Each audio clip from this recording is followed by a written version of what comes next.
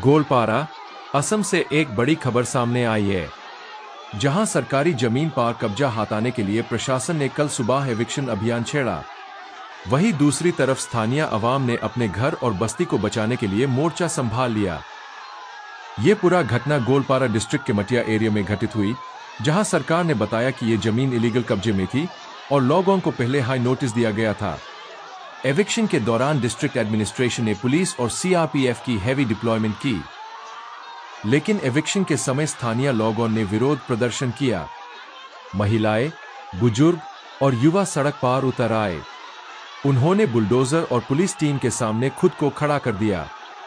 हालात तैब और बिगड़ गए जब पुलिस ने क्राउड को हटाने की कोशिश की, जिसके बाद धक्का रखी और हल्के बैटिंग का इस्तेमाल भी देखने को मिला। कई लोगों को छोटी मोटी चोट भी आई।